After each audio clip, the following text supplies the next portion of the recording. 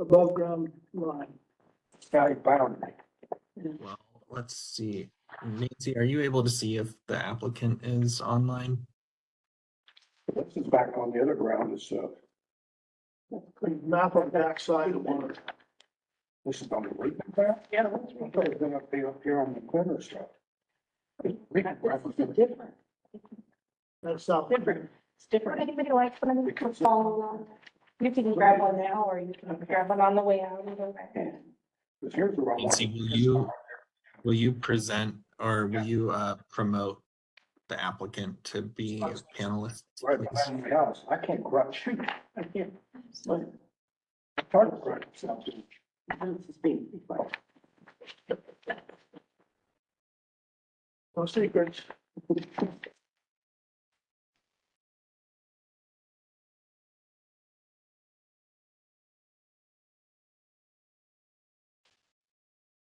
Thank you.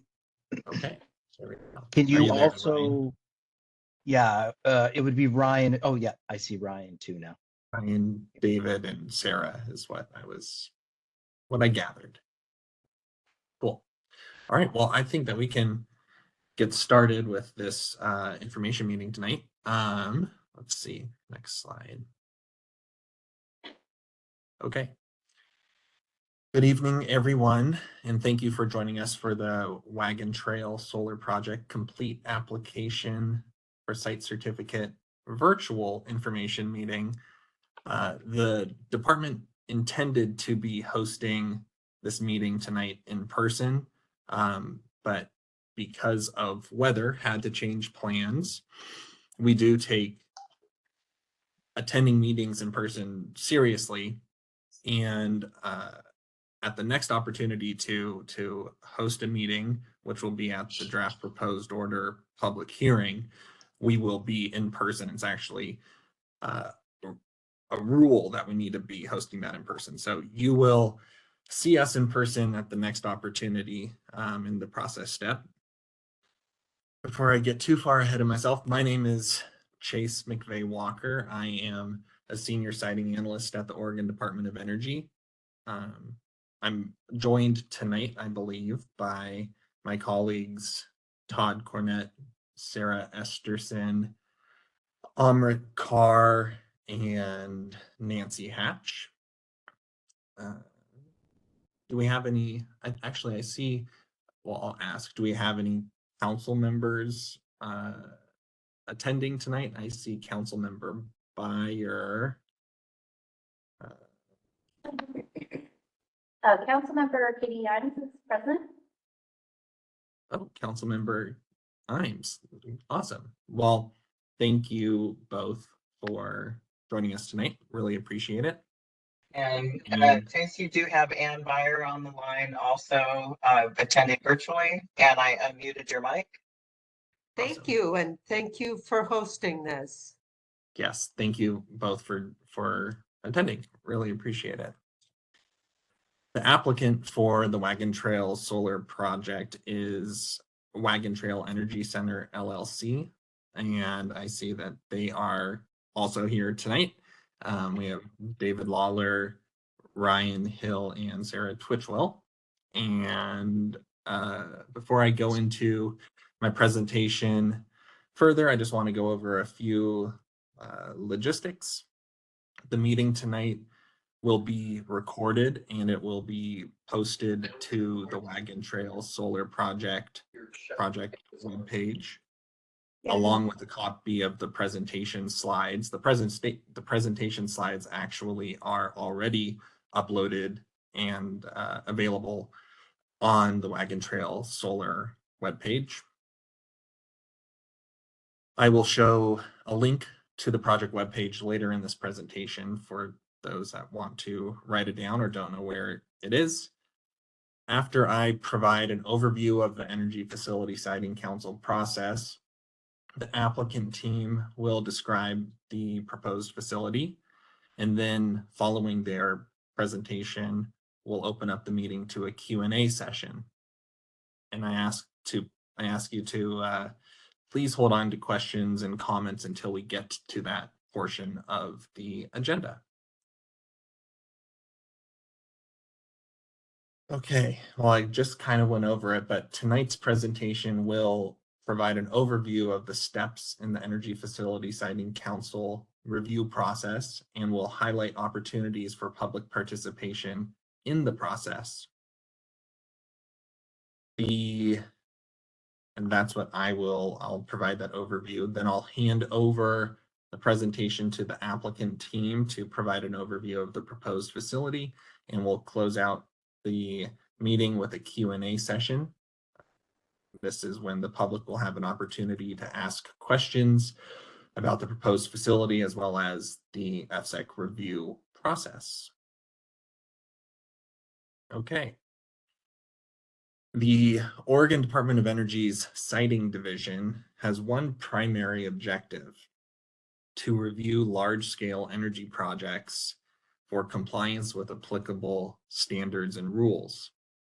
For reference, siting refers to the technical permitting review of a proposed energy facility against a number of predetermined standards. And I'll go into a little bit more of this in a couple slides, based on site-specific locational issues that may be affected by a particular facility. Please note that land acquisitions, land leases, and easements are all outside of the FSEC review process. The Oregon Department of Energy's Siting Division serves as staff to the Energy Facility Siting Council, which I will also at times refer to as the council or FSEC. The council consists of up to 7 members serving in a volunteer capacity. Council members are appointed by the governor and approved by the Oregon Senate and represent diverse professional backgrounds from across the state. When ODO siting staff makes recommendations to council itself is the final decision-making authority for energy facilities under their jurisdiction, including this project, the Wagon Trail Solar Project. This slide represents or illustrates the 7 major steps in the review process of applications for site certificates. The first step here, the first chevron, is the notice of intent phase or step. And this is when the applicant states their intention to submit an application for a site certificate and generally includes general information about the project. This is functionally the applicant's conceptual plan. The information in the NOI allows reviewing agencies, including local governments and the public, to identify applicable requirements and special issues of concern the applicant must address in their application. The second step in the process is the project order, and the project order defines the analysis area for various types of impacts and identifies the applicable statutes, rules, and ordinances that the applicant must address in the application. The third step, which is where we are now, and it's highlighted here with the red box, is the application or the application for site certificate. And oh, excuse me, sorry. Okay. The application, which is where we are tonight, this step is where the applicant describes the facility, its anticipated impacts, and provides information to prove that they meet all of the standards. I'd like to emphasize that we're currently at this step, the third step in the process, and that at this step, there's no public comment period associated with this step. However, when we get to the next step in the process, when the department issues the draft proposed order, there will be a public comment period as well as a public hearing. Now, let's see. as I just explained, the next step in the process is the draft proposed order. And generally, the draft proposed order is the Oregon Department of Energy's initial findings of fact and conclusions of law, as well as recommendations to council on whether or not the facility would comply with all of the applicable requirements. And I'll get into a little more detail about the draft proposed order in a couple slides. Following the DPO or draft proposed order, the department would issue the proposed order.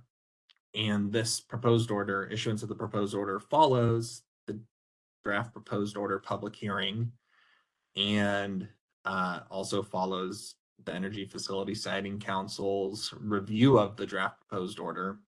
And based on the direction from council, the department issues the proposed order and a notice of contested case. The proposed order is staff's revised recommendation based on comments received from the council, comments received from the public, from the applicant, just comments received. The second to last step in this process is the contested case step, and only those persons who have raised a relevant issue in person at the public hearing or in writing by the comment deadline on the draft proposed order may participate in the contested case step. The contested case process step is run by an independent hearing officer. And following the conclusion of the contested case step would be FSEC's review of the proposed order and review of the, if there is a contested case, review of the hearing officer's recommended contested case order. And the council would, following that review, would issue a final order, either approving or denying the application for a site certificate. The final orders, finding of facts, and conclusions of law are based on the proposed order and the outcome of the contested case.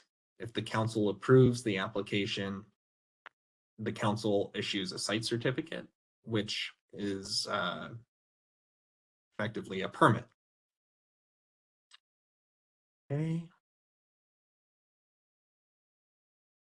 The next two slides I have here provide an overview of the timeline, the schedule associated with this particular project, the Wagon Trail Solar Project.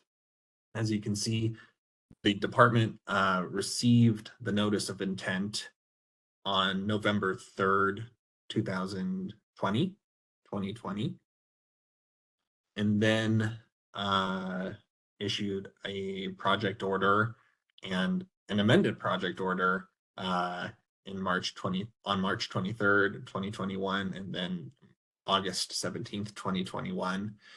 The department received the preliminary application for site certificate from the applicant in August of 2022. And what's not represented here, but I would like to just clarify, is the department determined that the application was complete in December of 2023. And then following that determination on January 3rd of this year, 2024, the department received the complete application from the applicant. And now the next couple steps, the last line item in this table on this slide, the draft proposed order issuance by the department. Our forecast is to have that issued in February. And although that's subject to change, but that's our forecast. Now, the next couple steps, the DPO hearing, if issued in February, we anticipate would occur in person in March. And that would be followed by council's review of the DPO, forecasted to be in April. And following council's review of the DPO, we would forecast the proposed order being issued also in April, with a contested case period spanning the remainder of April and into May. And if all forecasting goes according to plan, council would then review the proposed order in May of this year. So that's our forecasted schedule. All right. As I mentioned, on December 22nd, 2023, so a month ago, approximately, the department determined that the Wagon Trail Solar Project application was complete. An application is complete when the applicant has submitted information adequate for the council to make findings or impose conditions on all applicable council standards. And then following that completeness determination on January 3rd, 2024, the applicant filed a complete application with the department. Following the completeness determination by the department provided notice to reviewing agencies and the public of this determination. And let's see. This meeting tonight, the public information meeting, is not a comment time frame, but we hold this meeting voluntarily to explain the project and the process now that we've gotten to completeness.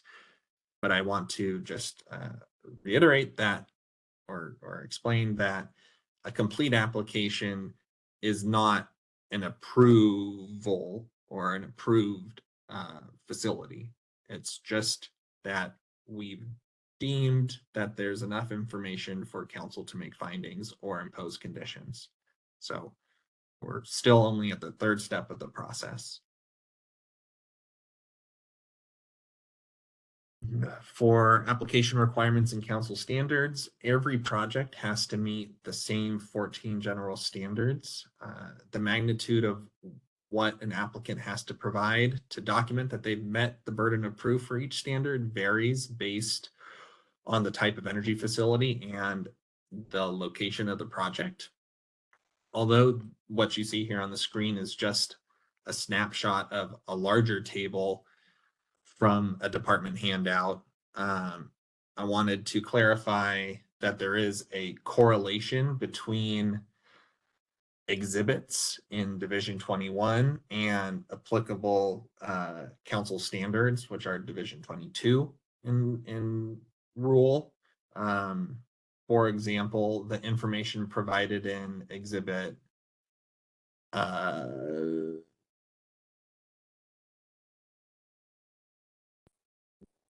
W, waste minimization, may correspond with both the waste minimization standard or also the public services standard. So although it's one exhibit, it could sprinkle into multiple standards, whereas the information provided in Exhibit S, historic, cultural, and archaeological resources,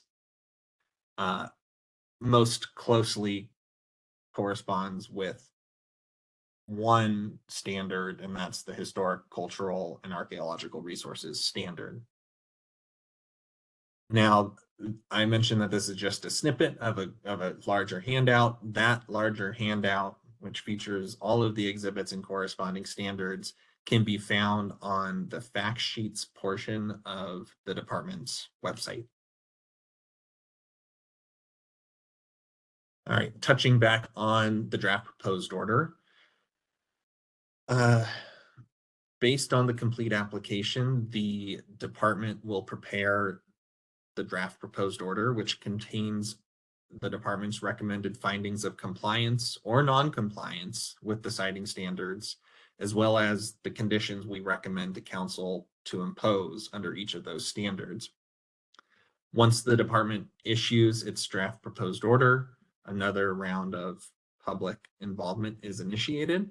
There is, as I've mentioned, a public hearing associated with this phase, and this would allow or is intended to allow anyone to comment on whether staff's initial recommendation in the draft proposed order is correct. A hearing officer conducts the public hearing on the draft proposed order, where members of the public and reviewing agencies have the opportunity to testify at the hearing or submit written comments by an established comment deadline.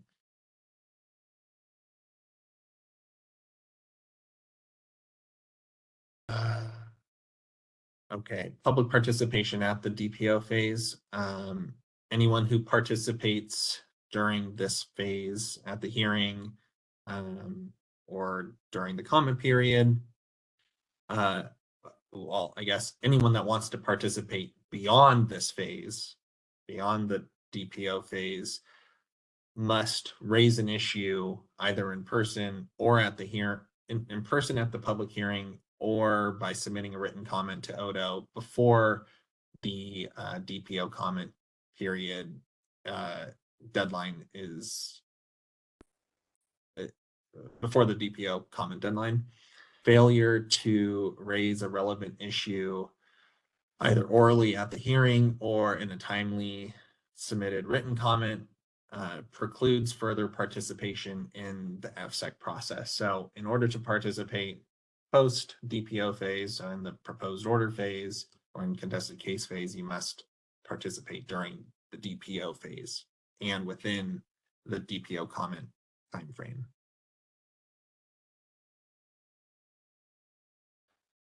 Persons interested in being considered for party status in the contested case proceeding must meet two criteria. The first relates to timing. As I just mentioned, to be eligible to participate in the contested case on the application, a person must raise an issue either in person at the DPO hearing or in a written comment submitted during the comment timeframe before the record closes at the conclusion of the comment timeframe. The council will not accept comments after the close of the record on the DPO.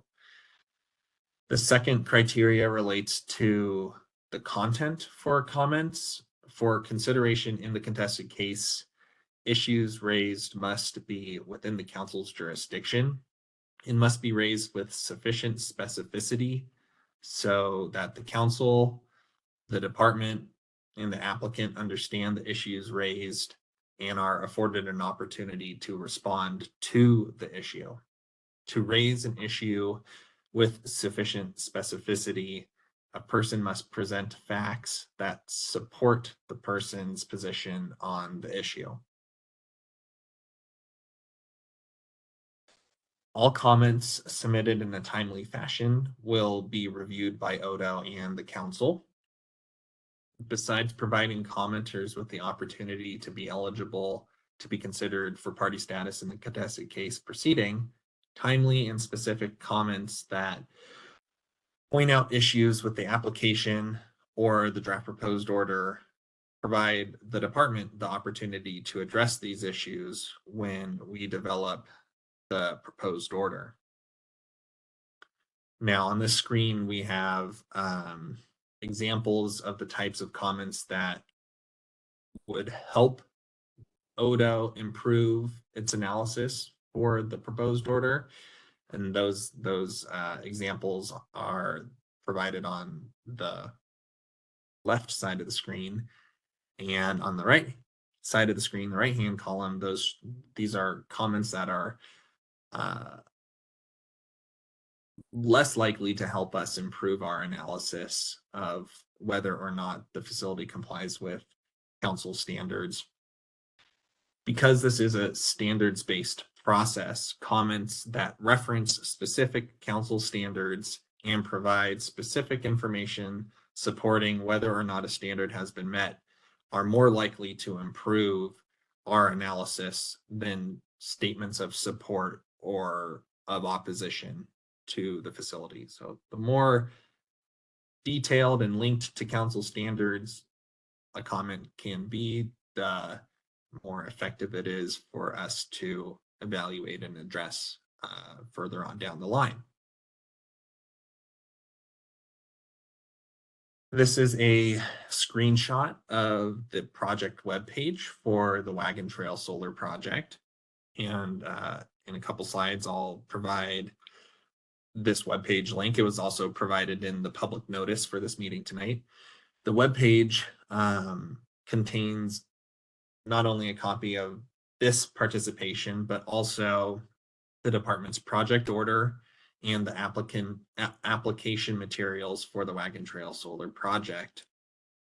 The page will be updated when we post additional or new documents, such as when we issue the draft proposed order. It'll be updated. It'll also be updated following this meeting to include the recording of this meeting. But currently the applicant's application for site certificate is featured on the webpage, and included in this screenshot, you can see a exhibit files reference on the right-hand side, and this is this exhibit files reference is there to support your review of the application materials. The complete application materials are again featured on this website, but this is just a quick reference point to see which exhibits identify or address what subject material.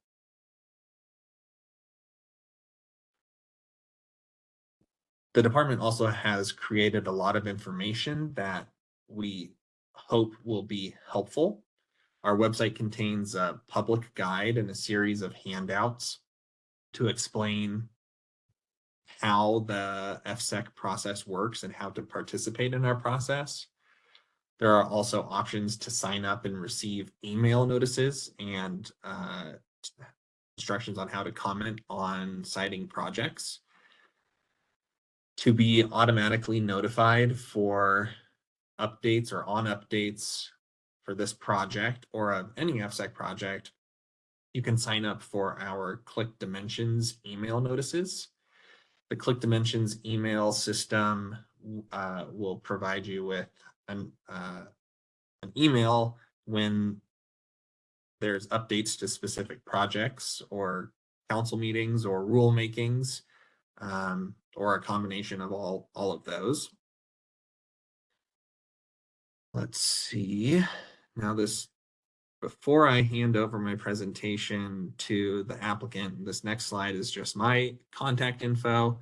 But my contact info will be shown at the conclusion of the presentation. So I won't linger too long on this and will hand it over to the applicant to go over their slides.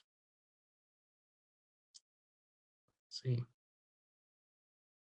Hey Chase, thank you. And I just want to say thank you for all the work you put into getting this meeting together and all the hours that you and the Department of Energy staff have put into getting the application to completeness. Just to introduce myself, I'm Ryan Hill. I'm a developer for the Wagon Trail Solar Project and a senior project manager at NextEra Energy Resources. I'd also like to introduce my director, David Lawler. David, if you want to just introduce yourself real quick. Yeah, David Lawler. I'm the regional director for development at NextEra Energy Resources, and I'm glad to be part of this public meeting. All right, thank you. And kind of how our slides are going to run, it's going to be kind of a big picture of who NextEra is, funneling down to more project-specific details. If we could just go to the next slide, please. Right, so Wagon Trail Energy Center is a subsidiary of NextEra Energy Resources, and kind of our background as NextEra Energy Resources we are one of the world's largest generator of renewable energy from wind and solar. and a leader in battery storage technology. As you can see in the map, everything highlighted green are the provinces and states where we have operating assets and projects. And then to the right, the pie chart, that's kind of a breakdown of where our energy comes from. And then just a caveat, the 9% of purple, that's other, most of that is from natural gas. All right, next slide, please. So kind of drilling down into Oregon, this map kind of shows on a continuum of where projects are and kind of that we're all over the state, right? So everything you see in red is kind of an early stage development project. The orange is moving into late stage, which is what Wagon Trail is now. And then the green are operating assets. So just wanted to show that, you know, we're not just in northeastern Oregon, we're all over the state as well. Next slide, please. All right, and so for our operating energy centers, we have 3 wind operating currently close to this project. We have Wheat Ridge 1, Wheat Ridge 2, and the soon to be Wheat Ridge East, all wind projects operating in the Wheat Ridge 1 and 2 are operating. Wheat Ridge East will move into construction later this year. Additionally, we have something that's kind of unique for the renewable energies, and that's a trifecta, and that's also located with the Wheat Ridge wind facilities. We also have solar and energy storage in Morrow County as well. And we just kind of threw up some stats of kind of our investment in the community and in Oregon based on our capital and expenditure, our taxes, our landowner payments, right? They're all big numbers, but the biggest thing we focus on is we like to be a part of the community, sponsor local events such as Hefner Rodeo was probably my favorite of this past year. Next slide, please. All right, and here's just kind of a line item that brings in more detail of the maps I showed earlier and what I was kind of alluding to of the Wheat Ridge Renewable Energy Facility 1 and 2 and the Wheat Ridge Renewable Energy Facility 3. That's all co-located in Morrow County. And then we're now this project, Wagon Trail, we're looking to co-locate with those other renewable projects.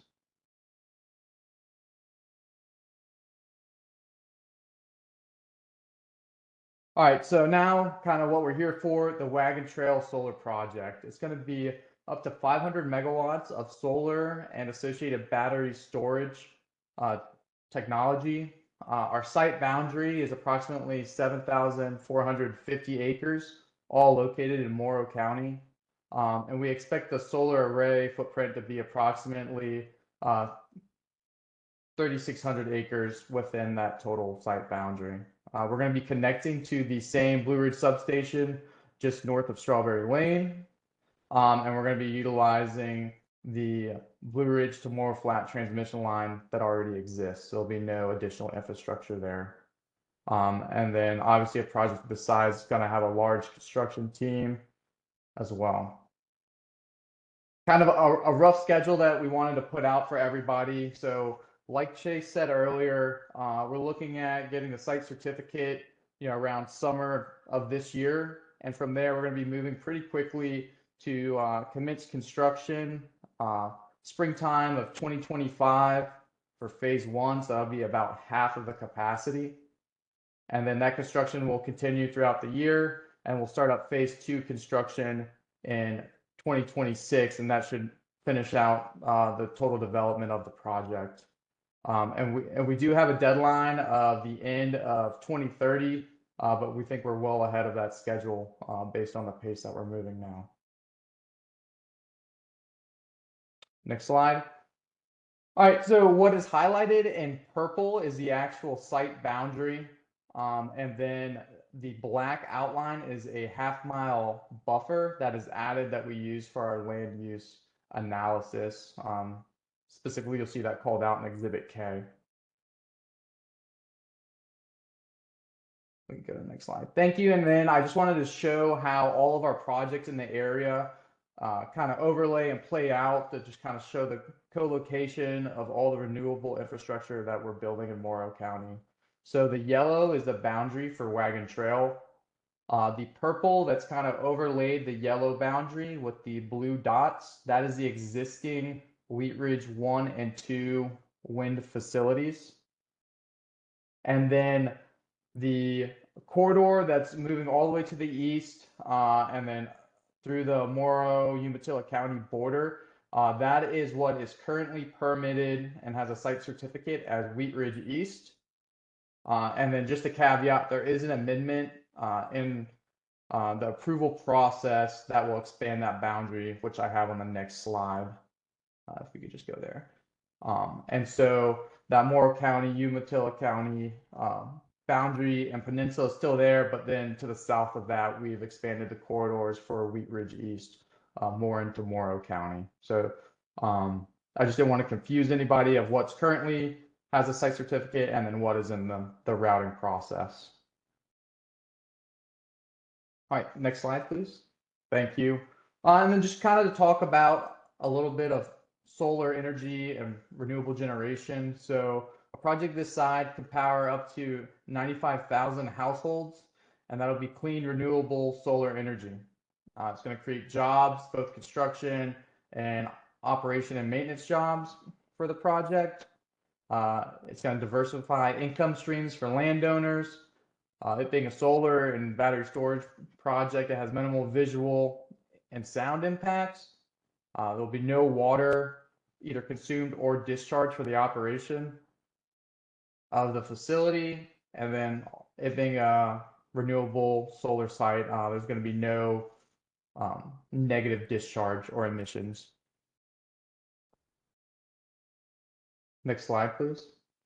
And then I also want to include some information on our battery energy storage system, just because I don't think this is talked about as much, but it is kind of a critical piece in the renewable portfolio, right? So whenever there's surplus power generated with our solar arrays, that'll get fed into an inverter, which then changes that electricity into DC electricity, charge our batteries, and then that battery can be charged when it's sunny, it's bright, we're producing electricity.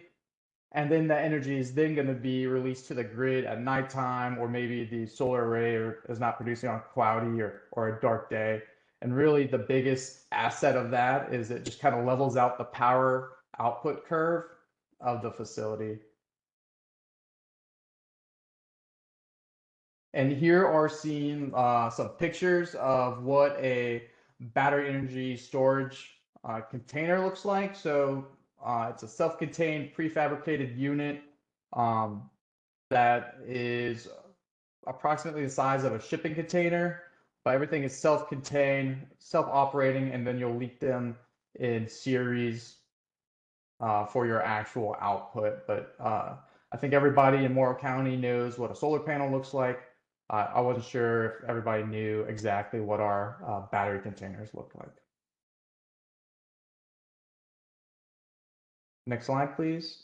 All right, and here's my contact info. One caveat to this is I'm way better at getting to my emails. So if you email me any question you have, or if you want any additional resources or information about the project, it's just easier for me to track, respond with additional resources or information, and then I can always give you a follow-up phone call if needed.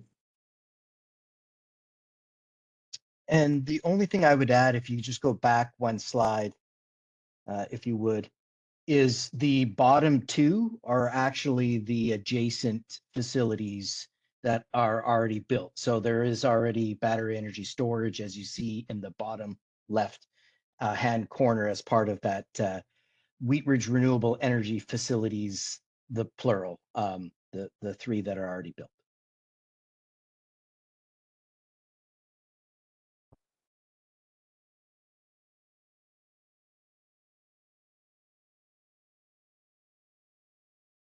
All right. Thank you very much, Ryan and David. Really appreciate it. We're going to now move into our Q&A and comments section of this presentation for phone participants as well as the webinar participants and those that are attending in person in Lexington. And I think we'll first take comments if there are any, or questions if there are any from individuals in the room.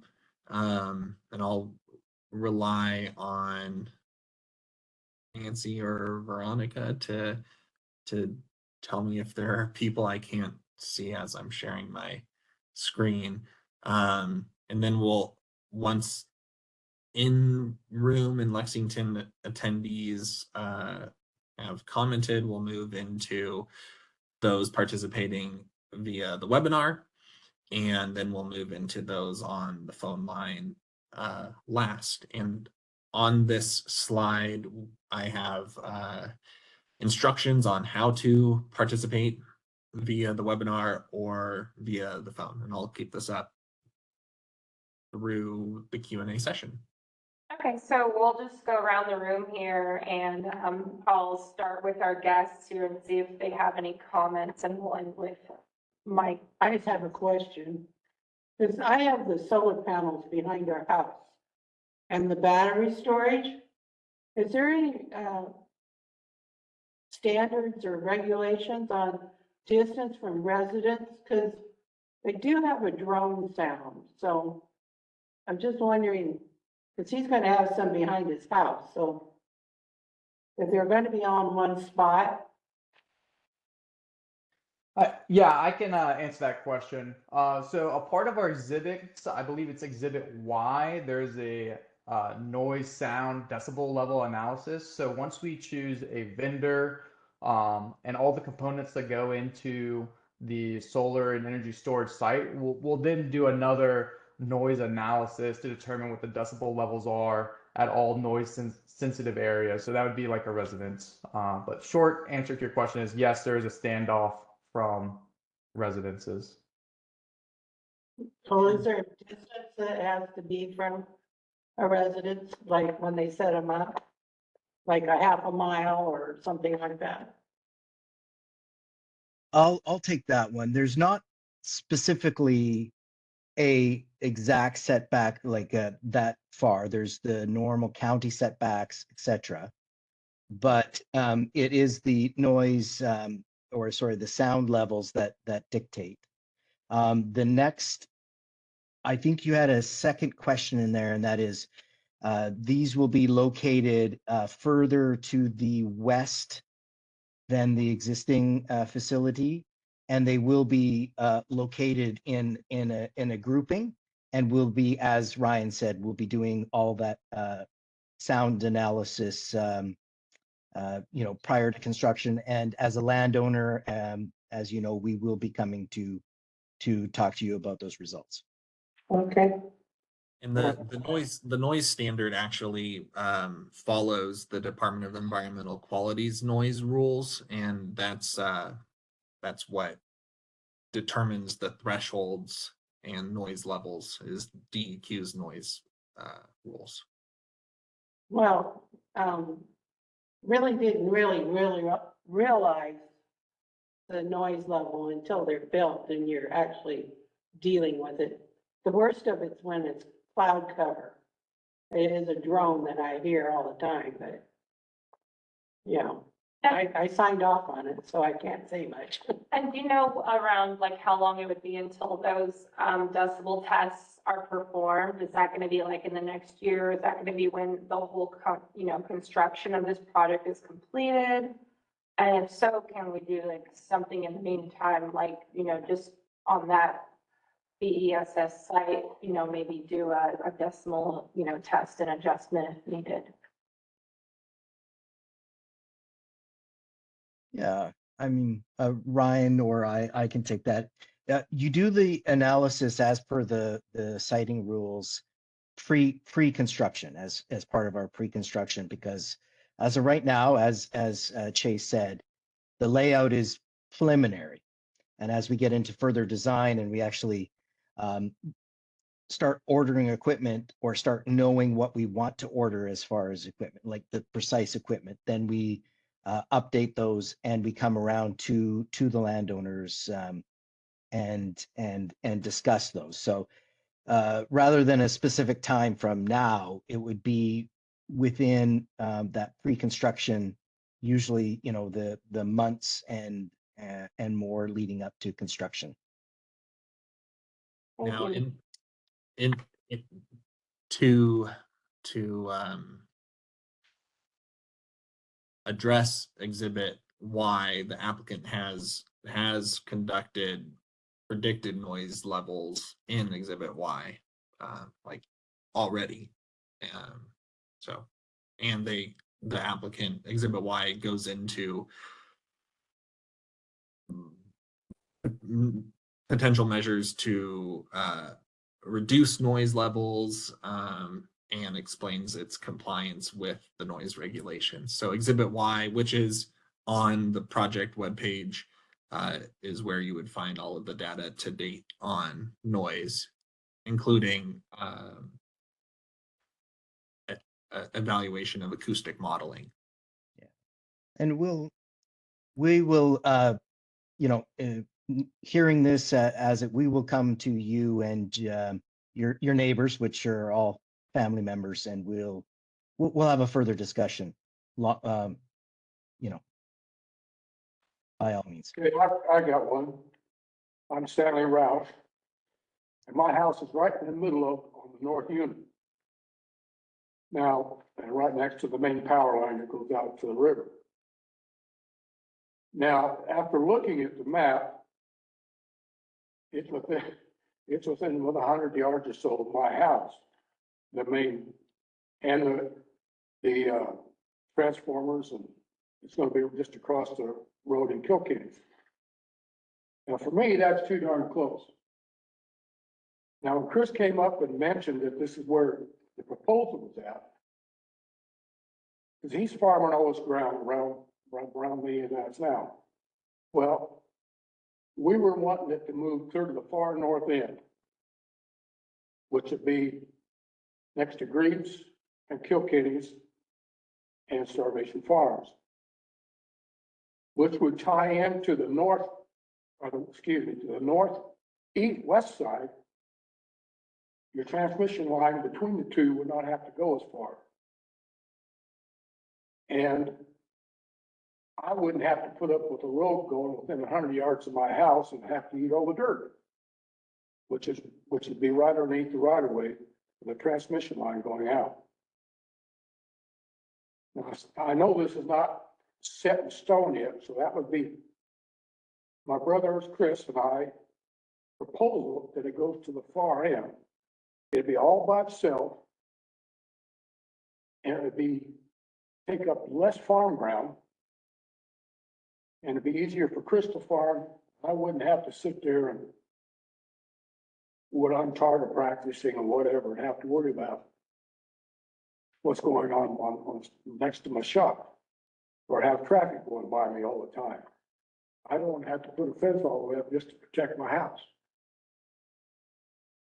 And Thanks. With Tana's talking about the noise, the only noise I get is I'm about 500, maybe 600 feet away from the closest tower. I hear them moaning and groaning. Like, hey, do I really have to turn? That's only when the wind is blowing in the right direction you get to hear it. Okay. Thank you, Stan.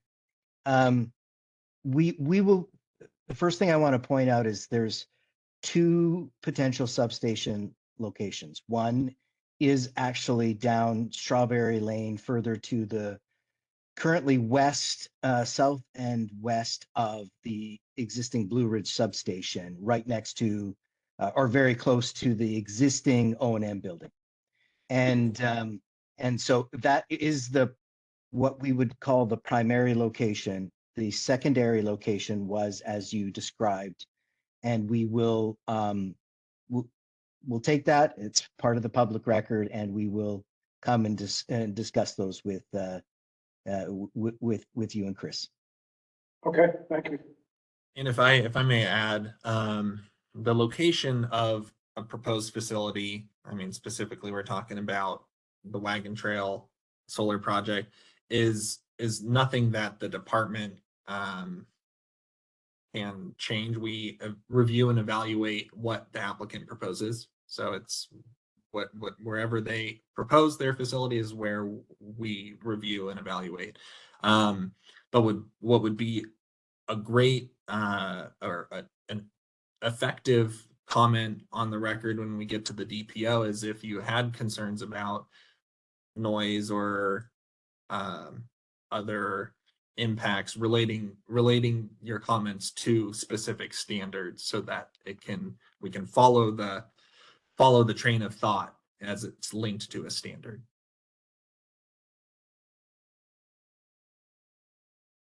Well, that'll probably come up in the next session then. Well, one battery storage, but you group them together, that would be, do they test the sound on all of it together, or is it just based on one? If they're gonna group them all together, that's, No, it's based upon actually what we design, the number and the facilities that we design. okay.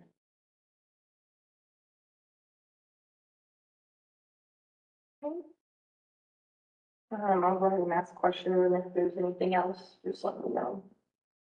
So case, in the outline, I believe that, Chase was giving, for the process and where we are now.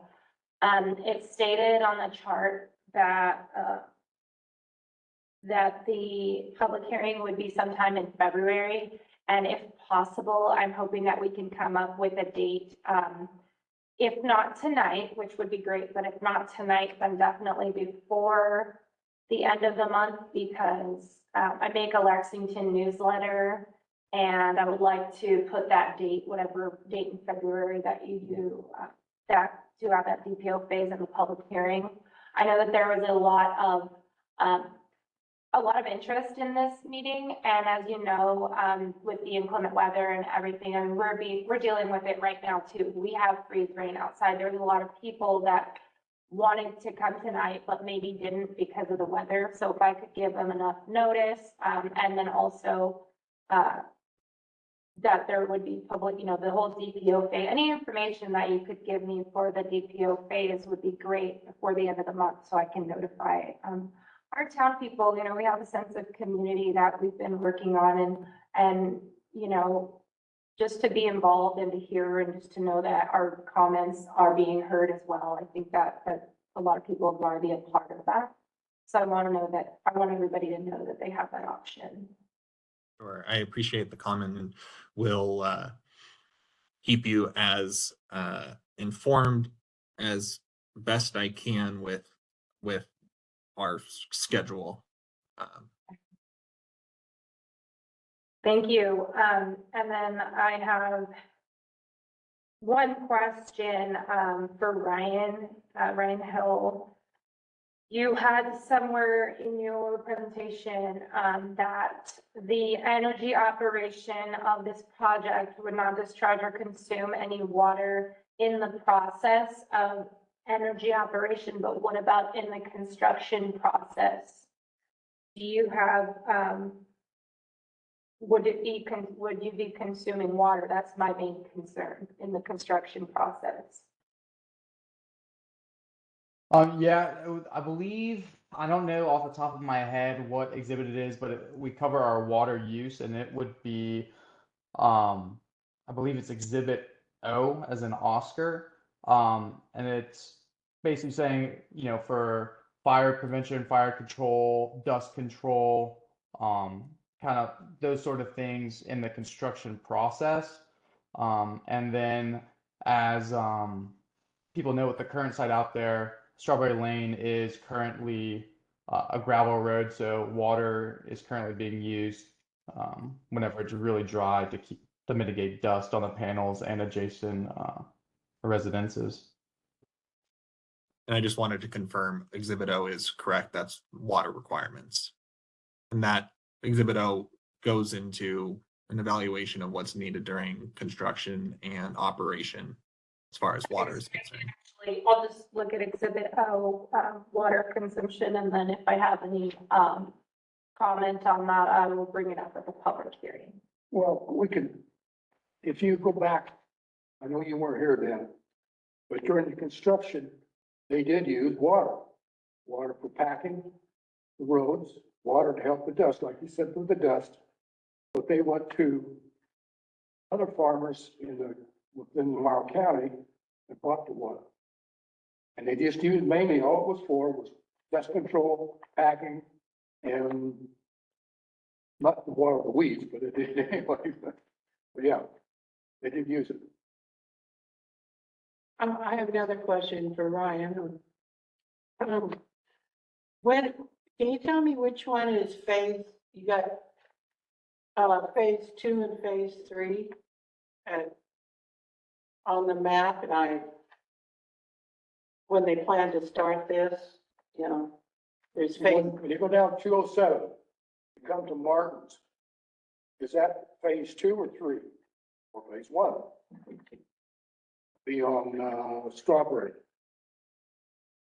Yeah, so phase construction, right now, what's planned and it's preliminary is, but we'll kind of be constructing radially out from the Blue Ridge substation.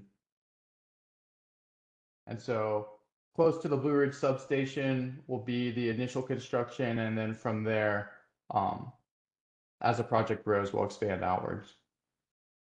So you're gonna go west, north, off Strawberry, and then cross over into Kilkenny's and go south by west.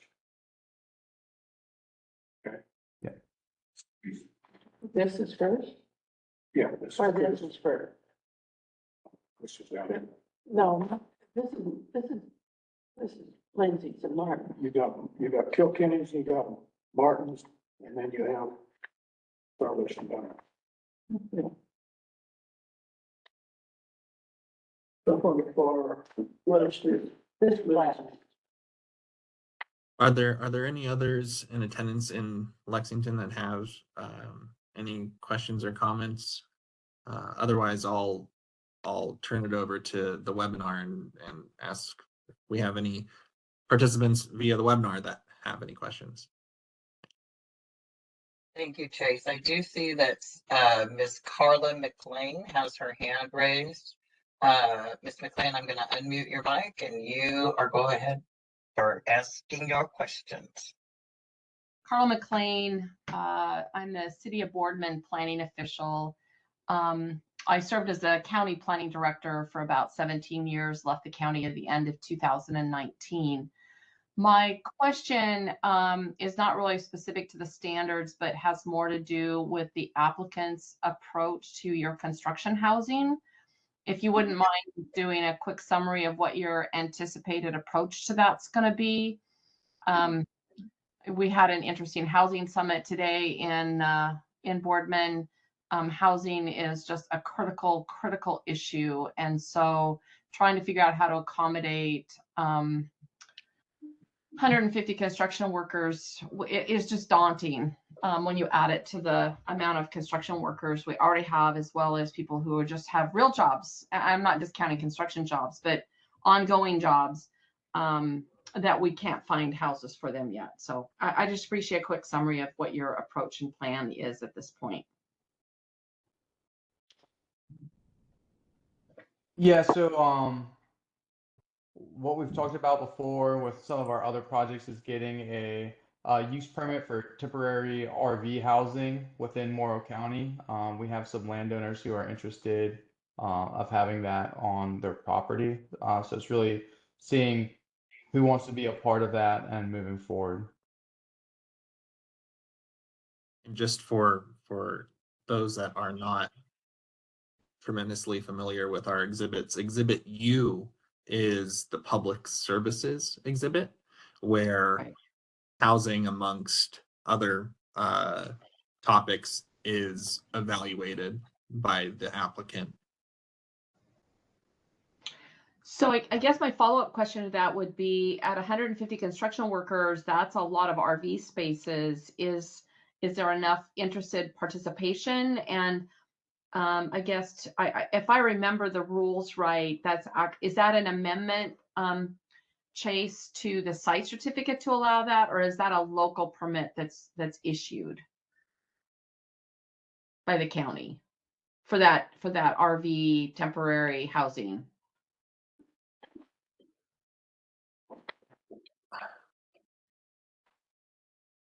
Um, it wouldn't be an amendment to the site certificate. It could be addressed via condition. But Exhibit E, organizational expertise would identify and evaluate any and all local. Chase. Yes, Dave, Hey, is that David? Chase, so this is Todd Cornett. I'm the manager for the Energy Facility Siting Division. I can handle that one if you'd like. Sure, please, Todd, that'd be great. Yeah, hi Carla. Good question. So the way that we view this is it would not be an amendment to the site certificate, and I can't remember the specific statute right now, but it's a Land Conservation and Development Commission statute, which allows for an amendment of a conditional use permit to add temporary workforce housing. So the way we've looked at this is once we issue a site certificate, the county must issue a conditional use permit, once at that point, the certificate holder submits the site certificate to them. It's that conditional use permit that can be amended outside of the Energy Facility Siting Council process. Okay, thanks, Todd. I appreciate that. And back to the applicant again, at 150 construction workers, that at this point, this is your plan, 150 RV spaces on various pieces of property throughout Morrow County and the vicinity? We didn't say necessarily one for one, because there's also hotel space in Hermiston and in other surrounding areas, but it is part of our discussions currently with the current county, as Todd just pointed out, on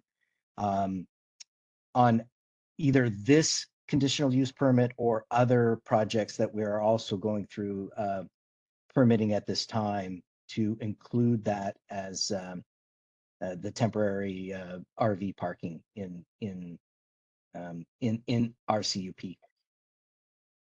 Okay, okay. Thank you. Thank you very much too, Carla. All right, Chase, I see Mr. Wendell Baskin's hand is raised. Mr. Baskin, I'm unmuting your mic. You are open for comment.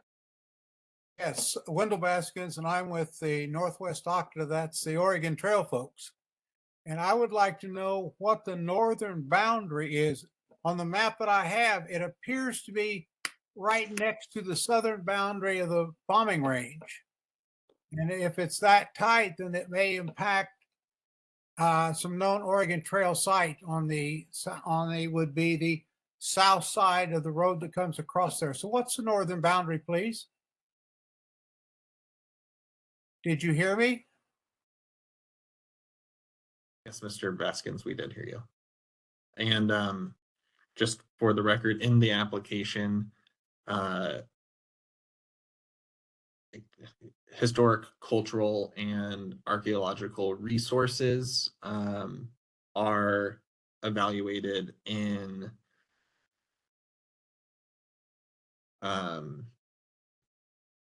Exhibit S. And so just that would be a good starting point if you wanted to look at what historic, cultural, and archaeological evaluation has already been done for this facility by the applicant. Exhibit S would be your place to go. But I'll turn it over to Ryan or David to better define the northernmost boundary. Yeah, the map of that boundary is correct.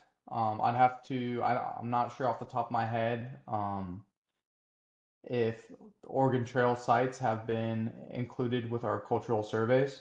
But that's a lookup that I'll have to get back to you. If you could include your email in the chat, just so I have your contact information and I can follow up with you. You may have, but I was looking at the map and it looks bump right tight, and I'm just trying to gather information to see if I have a concern or not. Thank you.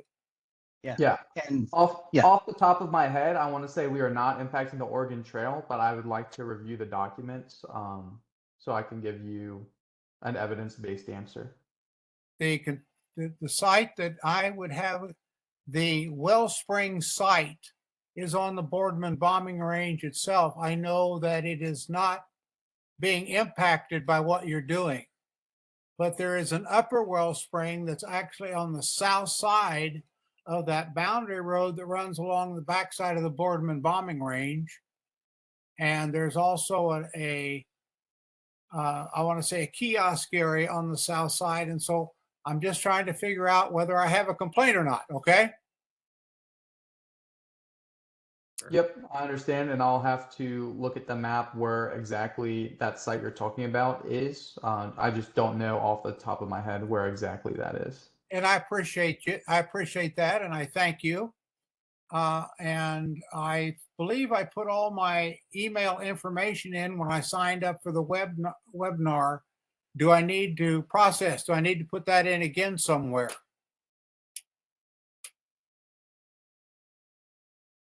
Chase, will we get access to his email so we can respond directly, or? I'll ask Nancy. Do you know how that works, Nancy? Either that or I'll give it to you just right now. And if someone's got a pencil. Yep, I have a pen right here. All right. It's W.E. Baskins, BASKINS @gmail.com. And I appreciate your being in contact with you. And thank you for your time. All right, yes, sir. Thank you. Right. Thank you, Mr. Baskins. Do we have any other hands up, Nancy, on the webinar? Actually, I do not, but someone, Miss Leon, posted a question in the Q&A and he asked, are you doing a mitigation program like your neighbor Sunstone project? What is the plan for weed management, the spread of weeds during construction and after construction?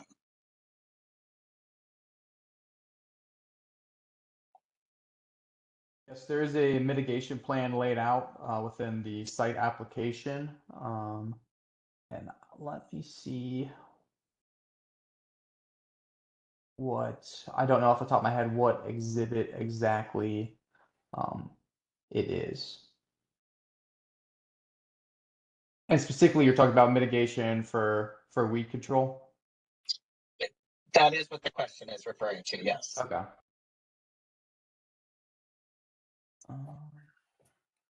It should be Exhibit P within the site certificate. Thank you. Yep, and sorry, I misspoke. Site application, not site certificate.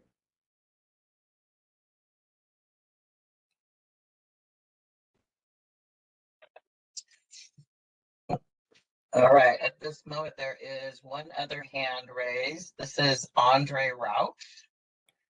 Andre, I'm going to unmute your mic and you are ready for your comment or question.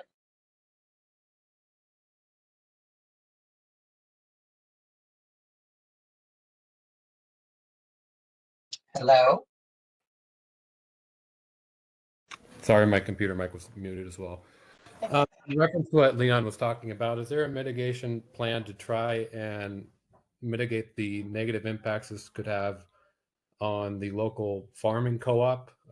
Your neighbor Sunstone has proposed something along those lines, and I don't know exactly what that would look like, but is that something that you guys have taken into account and are thinking of a way to try and mitigate the negative impacts of removing this many acres of farmland on a shared resource that impacts every farmer in the local area? We're all very reliant on our co-op, and the co-op would have a significant decrease in revenue due to this project and other neighboring projects? Before the applicant answers, Exhibit K is where any information on land use would be located, Mr. Roush, in the application. Exhibit K is land use, and that's where an evaluation of high-value farmlands it takes place. So Exhibit K, I'll leave it to you guys. Yep, thanks, Chase. And along with that, I believe included in Exhibit K is an economic impact study that we commissioned to take place to see what our actual impact on the local agricultural economy would be. So feel free to look at that. I believe it's an appendix within that exhibit. But to answer your question concisely, there is no mitigation plan for agriculture delineated in our site application. Okay.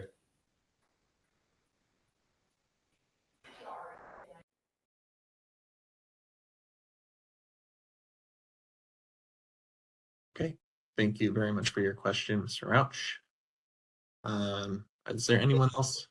I do not see anyone else with their hands raised, nor do I see any other questions in our Q&A question panel. Okay, can you tell if there's any phone participants that have their hands raised? There are none. Okay. You maybe give them another minute or two, and then we can shut down the comments. Sure, yeah. I think I'll just flip Oh, this somebody's got a mic. hand up. Oh, let's see, I'll go back. Hi, we're coming in from Lexington, if we could. One Yeah, minute. thank you. Go ahead, Veronica. Okay. I would like to help clarify the wagon trail. If you look at the map that we have that you sent out, the main power line goes north, turns and goes east. Where that power line turns and goes back north is Bobbin Range Road. Right there, you're 2 miles from, it is 2 miles south of the wagon trail. Where it crosses the main Oregon Trail, yeah, Bobbin Range Road. So you're 2 miles away from whatever's gonna happen. It actually, because the Wagon Trail Road actually goes right through the middle of Boardman Farms, orchards and everything. So you're 2 miles away from everything, so you're okay. And I believe he's just commenting on a question that a previous participant had. So, I think that's it. Do we have anything else? Okay, thank you. Thank you. Okay. I think we'll hang on until 6:45. I've got 6:44 right now. We'll give another minute, and then I think we can conclude the presentation tonight. Just hold on. Yeah, well, while we're waiting, I just want to say, everybody that made it out to Lexington in person, really appreciate you wanting to be involved in the project and offer feedback. And I will make sure everybody who had a comment, I reach out to you and, provide any additional information that we weren't able to offer tonight for sure.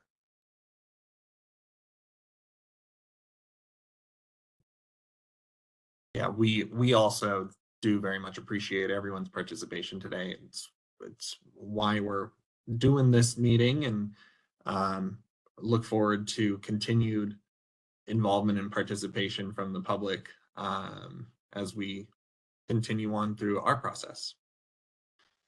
So thank you very I much. would like to give an extra shout out to Miss Veronica there and the City Council of Lexington for being so accommodating when we had to do in this last minute scramble to do a in-person meeting. So thank you so much. Yes, thank you very much, you guys. I think with that we can conclude the meeting. A recording of this meeting will be posted to the Wagon Trail Solar Project webpage imminently. So, okay. Thank you. Yes. Yep. Thanks, everyone.